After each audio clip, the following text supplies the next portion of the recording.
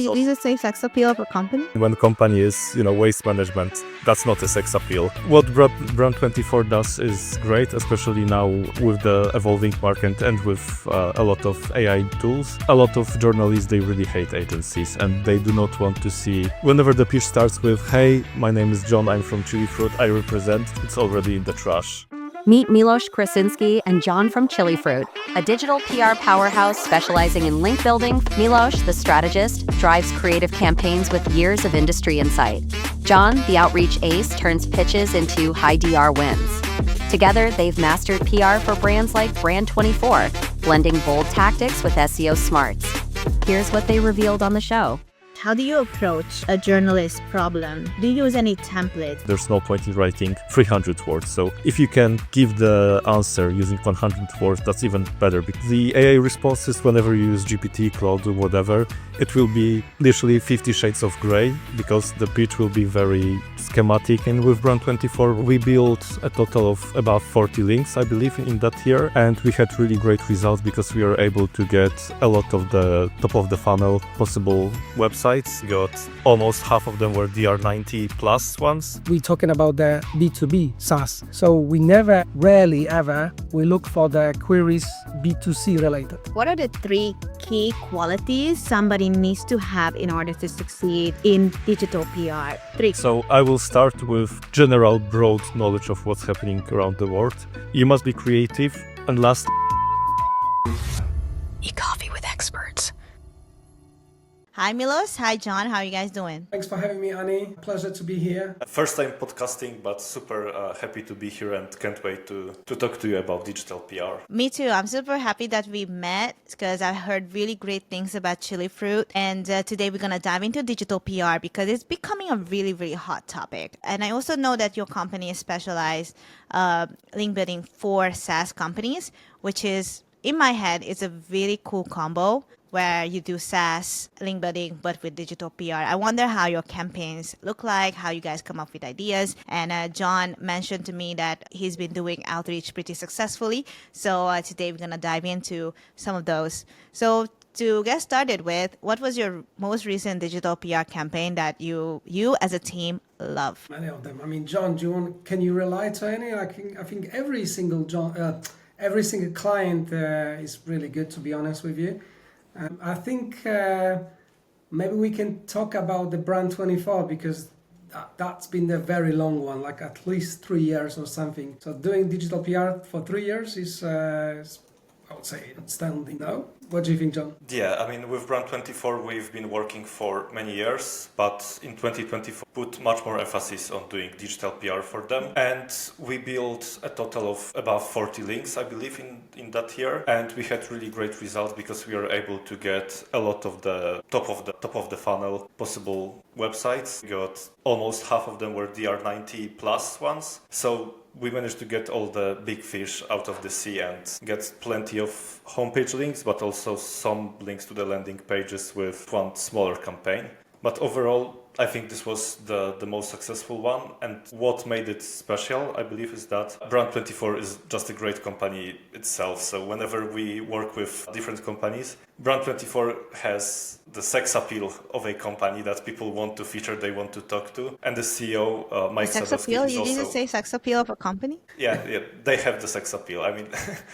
You can tell whether a company does something that's really cool and people want to talk about it, and when a company is, waste management, that's not a sex appeal. So what Brand24 does is great, especially now with the evolving market and with a lot of AI tools. And then what Mike Sadowski, the CEO of the company, does is also super cool. So we had, I don't want to say an easy job with them, but we had a really good foundation for some of the campaigns because it's just very attractive to write about them and about the findings. Yeah, this is I would say sort of our theory that we believe that when we put emphasis on our clients, then journalists, once they get the pitch, they always want to see the LinkedIn so they can evaluate who is that person. And when you click on LinkedIn and then you see like thousands of connections and it's a big person, they always I mean, some people say this is true, some people say it's not true. I think we were in Brighton, right? Recently we were in Brighton, and then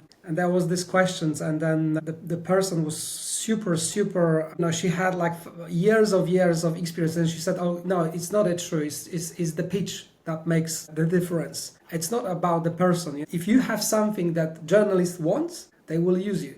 But we still believe that this sort of sex appeal and how famous you are or how great you do on LinkedIn, it makes the digital PR agency easy. Let's put it this way. It definitely helps a lot. Oh, that's really cool, because are you saying that when you do outreach on behalf of your clients, most of the time journalists look up the person who makes the pitch? As a result, you also take care of your client's LinkedIn? Yeah, I would say so, because every time we pitch the journalist, we have to say that it's either, we do this as an agency and it's pitched through us, but the way we do now these days, at least, in terms of like, I think there are many strategies. One of them is that you create account of your client, and on behalf of him, you pitch the journalist, right? That's the one way. And the other way is that you representing a client, and then you send a pitch and you say, it's like, my agency, my name is, I'm just submitting a client of mine. So that's the more classic way. But I think John can give much more details to this. Yeah, Could we you found guys that. walk me through what a pitch looks like? How fast, how reactive are these pitches? Or do you create like a research first and then pitch? Because I know Ferry Kosany, he sometimes does reactive PR, but the majority of the time they do mostly like data-driven PR, where they create all the research and then they kind of create a report for the journalist to pitch. What do you guys do or recommend? So This is the we've fundamental difference. used completely opposite approach to Ferry, because what he mostly does is outbound. So he's the one reaching out to journalists and sending out the stories. Whether it's proactive, reactive, he's the one sending and looking for attention. We much more often use platforms like Source of Sources, Featured, what used to be called Haro, things like that. So the journalists come to us with questions, and then we, on behalf of the client, provide them with answers. So we found a great success, much greater success, when we have the freedom to speak on behalf of the client and sign as them. Because a lot of journalists, they really hate agencies, and they do not want to see, whenever the pitch starts with, hey, my name is John, I'm from Chili Fruit, I represent, it's already in the trash.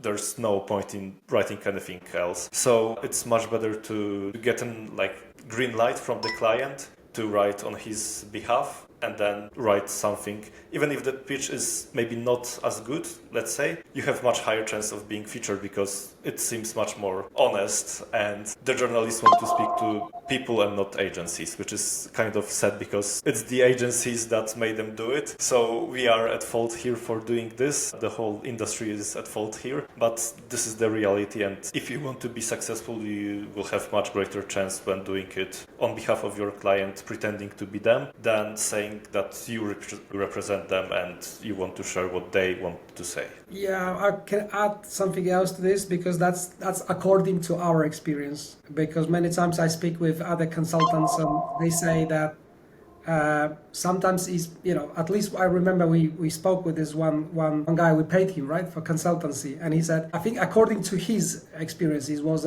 it's better to be any agency and represent the client, but as long as you say that you are PR agency, that you do this as by yourself as a client. So that's what he said. So different beliefs, different contacts, different experiences, different strategies, I would say. But according to us, we believe, or we find out the way that what improves our conversion is you need to have the profile, and on behalf of the profile, you create the pitch, and then on the behalf of the client, you submit that. So the journalist is getting the end pitch as it looks like as a client. So that way. So yeah, that's, I would say, it's a fundamental difference in that approach. Okay, so let's get to some tactical recommendations to create a pitch. How do you approach a journalist problem? Do you use any templates? Is it something that comes creatively to you when you respond to journalists? Yeah, definitely creatively. Sometimes we definitely stuck, right? Because how can you be creative every day? So, Yeah. which is why the creativity comes down to evaluation. So there are many pitches, or let's put it this way, not pitches, the queries from the journalists per day. And I mean, John can relate to that, right? Because there are, you just have to evaluate quickly. Does it make sense to pitch the journalist for this one? Because will my client would reply to this one? Does it look natural? If the journalist will look at his specialties, should I reply, to him? Should you? It has to be related to his experience at least. So most of our clients that we do. So here's another thing: is B2B. So the SaaS that when we say to the SaaS, or we're referring to the SaaS, we're talking about the B2B SaaS. So we rarely ever, we look for the queries B2C related. So that's another thing, which this is why we have experience in B2B, I would say, let's put it this way. And I think that it comes down to the creativity for sure. We don't have a template. I think John? that's a big thing. Like, we don't use templates. I mean, I can imagine maybe having like some sort of structure, right? Do you guys have at least structure how you would respond so that there is some sort of system into the responses, or is it like, I don't know. There if you guys is can give there is a system. There are some systems. They also depend on the platforms we use, because, for example, on Featured, when you create the profile, you feed everything you have into the profile. So when you answer, you only type the response. So you do not do any kind of introduction. You do not write about your experience there, your position. You just give the answer, which is very helpful when you think of like time-wise, because you don't have to do it every single time.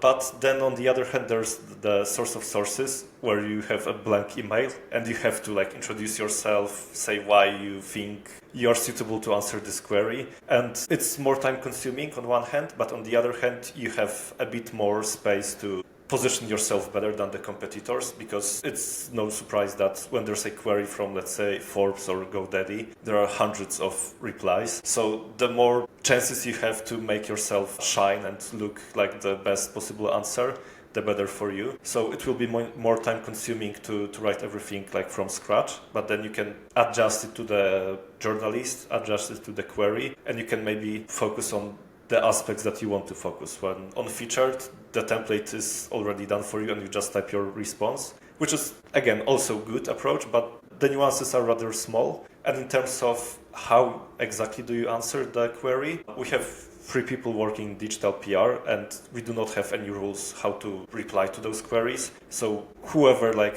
feels more like their style, they do it. And we have very similar results. So there's no like one good answer, there's no one good maybe form of the answer. Some people prefer to write it a bit longer, some people can write a really good pitch using 100 words and then provide as much information as is needed, so there's no point in writing 300 words. So if you can give the answer using 100 words, that's even better, because the journalist who sees it, they won't see like the wall of text, but they will see one specific paragraph which perfectly covers their needs, and they don't have to look for anything else because they have what they came for. Yeah, so this is another thing so to be very specific, what other digital PR individuals, freelancers, agencies do is,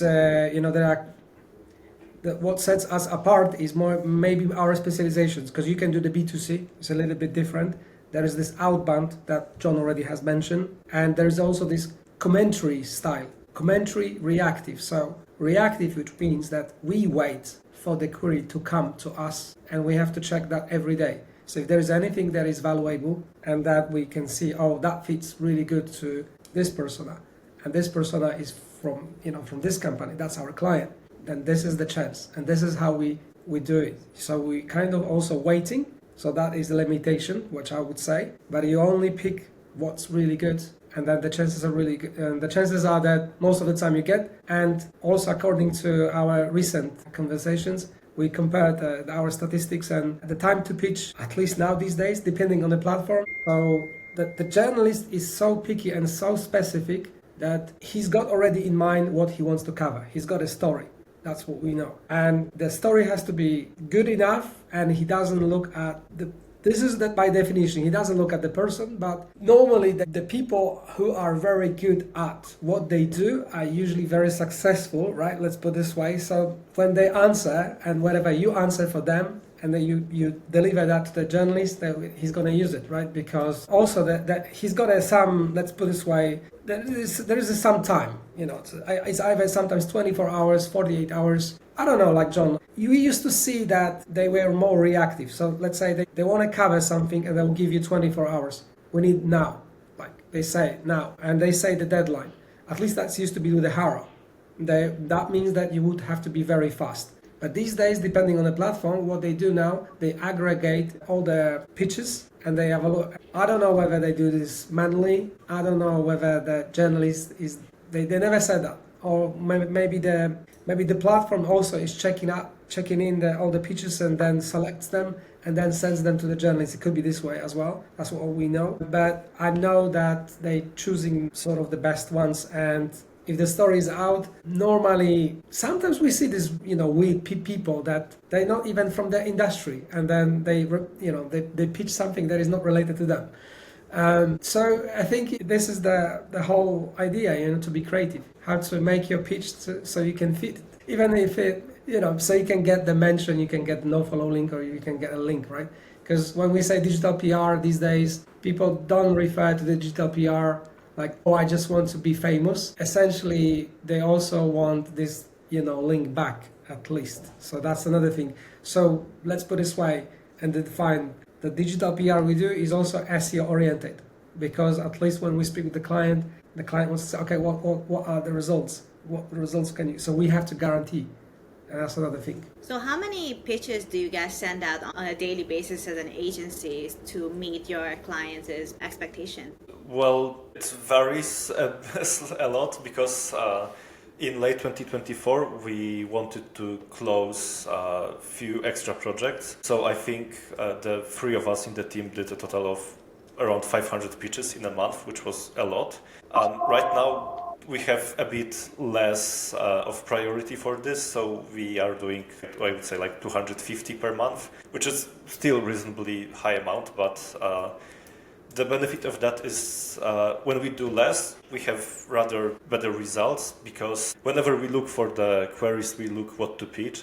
You will always choose the best one to start with, and then once you are done with the first one, you'll choose the second best one. So if we do 5 pitches per day, let's say, you will choose the top 5 you can come up with. And if you do 10 pitches, the first 5 will be the same, but then the pitches number 7, 8, 9, 10, they will be technically speaking, much worse queries than the first 5 queries. So we found that doing less is actually doing for us, because we have higher, let's say, success rate than when we were doing twice as much. But it all comes down to the clients, basically. So if you come to us tomorrow and say you want 20 digital PR links done by the end of April, well, then we will have to do a lot more pitches than we are doing right now. But there's also the issue with that is that there's a rather big delay, because as Milosz said, in the past it was much more fast-paced, mainly with Haro. So the journalist would publish a query, gather responses for sometimes a couple of hours, and then by the end of the day the article was published. Right now it's much slower.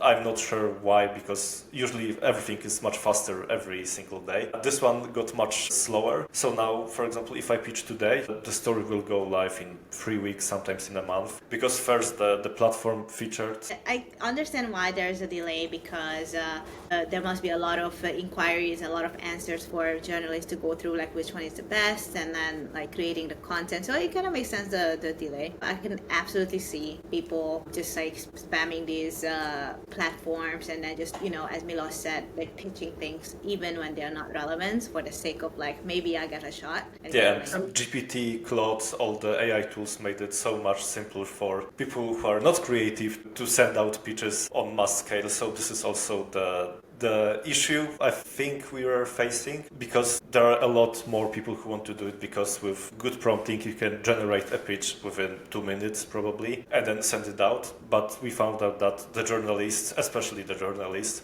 can tell whether something is like a true story or at least a creative story that could have happened, and what is another AI-generated slob that's literally the same thing over and over sent by many people. So thankfully, journalists are aware of it. I feel bad for them. Being a sports journalist myself, I feel bad for the industry. But at least when you dedicate the time to write the pitch by hand, when you come up with the answer, when you provide some actual insights and not just AI-generated response, they will acknowledge it, they will notice it, and they will choose you over the AI-generated ones. The AI responses, whenever you use GPT, Claude, or whatever, it will be literally 50 shades of gray, because the pitch will be very schematic and very, I would say, basic. And then when you pitch as a human, you have the chance to sneak some, pink, green, blue, make it flashy, make it controversial, make it somewhat, appealing for the journalist to use, because they don't always want to hear that something is good, that something is correct. And GPT will most likely tell you, oh yeah, this is great, this is great. When you write as a human and there's a question, for example, people who, this is a B2C query, but people who did cruises, like cruise trips or went for cruise trips, what do you think? 90% of people will say, this is amazing, this is great. And when you take the time and stop and say, okay, so maybe I will say I had really bad experience with cruises, because why not? You all of a sudden are already in like top 5% of the replies, because you were the one who stood out and said something else than positive reviews. It is still important to be rather timely with it and not be late, for sure. But sometimes it's better to take 2 steps back, think about it. Do not AI open GPT, do not open Claude, but just write manually and come up with something interesting, creative, appealing to make the journalists use your pitch and not the others. What reminds me is that there was a freelancer used to work for us and was pitching me on behalf of me. And I remember that she came out with, there was something, the article was out and they were asking how entrepreneurs can thrive and survive whenever they have some sort of, let's say, medical issues or something like that. She said that I was diagnosed with ADHD. So I found this so funny. It was obviously it was a white lie. So that's another thing. White lie is one thing that is okay, and this is another thing with the digital PR if we want to go further. But anyway, to cut the story short, I don't think that any of the AI would come up that I was diagnosed with ADHD, because that was really funny, and it fits so well that I took. Even if you type in, I think I would have to have you have to remember the domain name. But I remember it was like Milosz Kreasinski diagnosed with ADHD, and there was like entire pitch about me and like why I am as a good entrepreneur or something. And I was laughing, how good this white lie was, because essentially at the end of the day, what user wants to get through the journalist is a good article or a story that he can write. And the story has to be either give you some sort of motivations, ideas, or maybe something else. Obviously cannot hurt the user. So all the lies that even if they go out from the digital PR, I don't know, it could be maybe some statistics, maybe I did some research. That research, obviously at the end of the day, even if it's not true to the but it has to give you something that if you're going to read it, then you think like, okay, that makes sense, that's quite interesting. So it gives me that some sort of idea.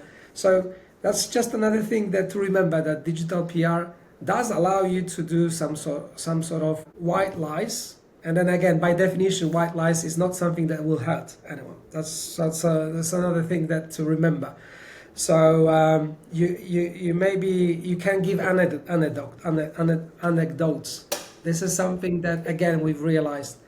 Whether you use any AI, okay, you can prompt, but those anecdotes are just so trashy sometimes you laugh about, And so, no, this is something that AI cannot do it yet. But we've realized that. Milosz, worth noting, this speech was a white lie, and it was unique because the person writing it was diagnosed with ADHD. So she just assigned her experiences and framed Milosz into having them.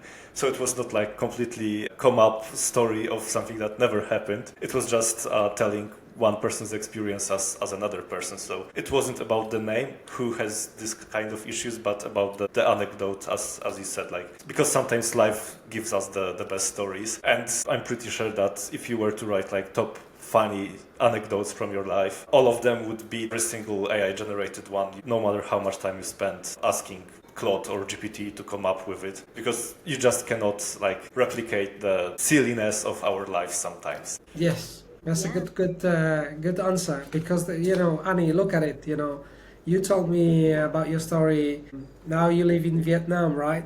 Yeah, And when you used to live in America, and then you said like you had this different experience in America, so this is the experience, and I think what we really want, we don't want to read AI answers. So if you do, or you already pitch the journalist using AI, that's, as long as you don't hurt the user and as long as you don't hurt the reader, then it's okay. If there is a value out of this, it's fine. But again, you're gaming the system. So, and again, when people say digital PR, they want something in return, either a link or mention, at least that serves them well. So if you have a client and a client is, I don't know, in the space of SaaS, then at least, so you want to put him so he looks good, right? So his speech looks good, is representative. Let's say HubSpot. Maybe HubSpot talks about sales strategies. That would make sense, because SaaS has to be very good in sales strategies, right? So those B2B. Part of my curiosity here for this episode is also to draw relevancy with your PR campaigns and your SaaS businesses that you pitch to, because some of these could be really fun and creative, but ultimately we always want links that are linking like between two relevant topics together. So I guess is that part of also your response strategy when you look at different journalists inquiries? It has to be in the niche or some sort of topic relevancy to your client, correct? Yeah, we do that. So the story Milosz said, when we pitch like for ourselves, because if we are building things, why not build things for ourselves as well? We have the green light to frame Milosz into all type of queries and stories about parenting, about ADHD, and stuff like that. When we do it for the clients, we do not say that the CEO of this company has ADHD, because that would be game over for us and we would be fired after the first pitch. So when we do it for clients, especially like in the B2B market, we do target relevant queries. So very often we see like ones that are overall business related. So they seek knowledge from managers, from maybe HR people, from sales team. So these type of queries we always answer on behalf of the clients. When there's a like funny anecdote or something silly that happened in your life, we usually don't do it for the clients, because we want them to get the relevant links. We want them to get HubSpot, to get Zapier, and stories that may actually be inspiring for their potential clients, or at least will build their brand in this specific field. So there's a thick line of distinction between what we do for us, let's say for our like side hustles when we do digital PR, and what do we do for the clients who come to us with serious needs and serious offers, because then of course they are treated seriously as well. Amazing. So now that we are coming to the end of the show, I want to ask you guys, like, what are the 3 key qualities somebody needs to have in order to succeed in digital PR? 3. So I will start with general broad knowledge of what's happening around the world, because I think there are a lot of queries which ask about let's say relevant topics, or at least the topics that should be relevant to the world. And then if you have some knowledge, some understanding, maybe academic background, it's much easier to come up with a story that is, the response that is true, that is creative, and that can be actually helpful, rather than, because if I were to pitch stories about fashion industry, no way I would get a link for anyone, because I have no clue what's happening in the fashion industry. So for sure, to be successful, you must be aware of what's happening. You must be creative, that's for sure, because you have to especially when you do it on a scale, when you pitch the same query and you have to provide 3 answers for 3 different clients. You have to be creative to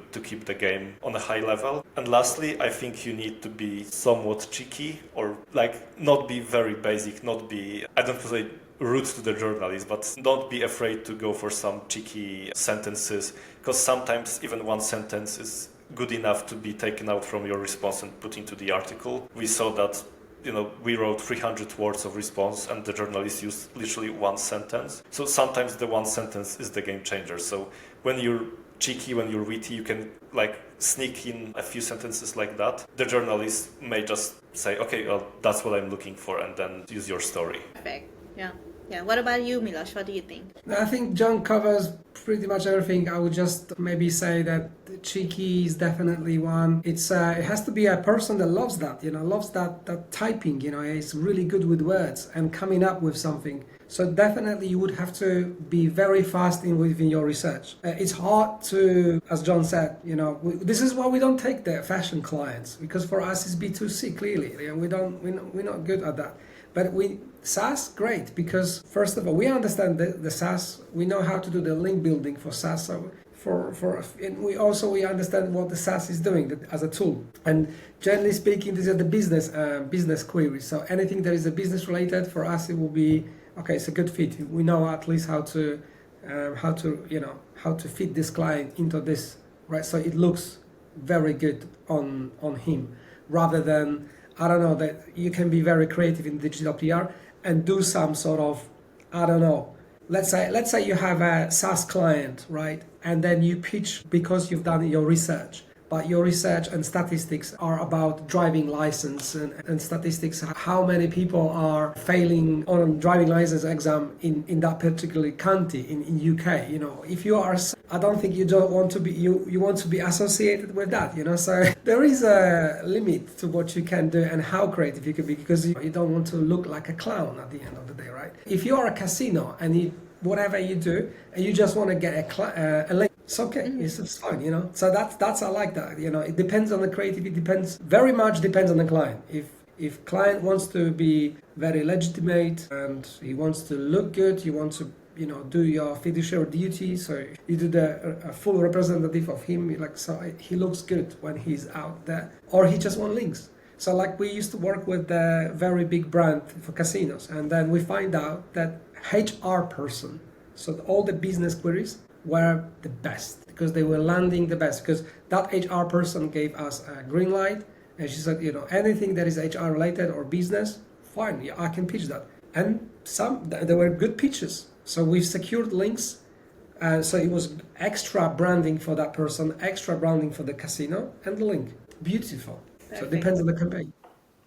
I think that's a lot of takeaways for people who want to redefine their digital PR strategy. And I think most of the takeaway I've heard is to really look at a different angle, ditch the AI when it's necessary, and trust our own experiences to pitch the journalists, because at the end of the day, they just want a good story out of you. Is it a good summary? What do you guys think?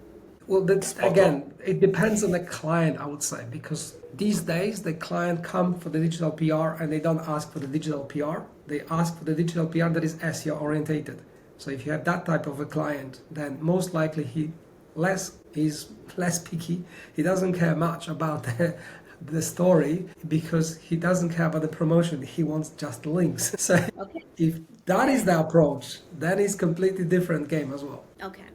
Yeah, amazing, guys. Well, thank you so much for joining the show, and I will link down your LinkedIn in the description. If you guys want to contact Chili Fruit, check the description below. And thank you so much, guys, for joining me for a digital PR chat. Thank you, Ani. Thanks, Thank you Ani. for having us.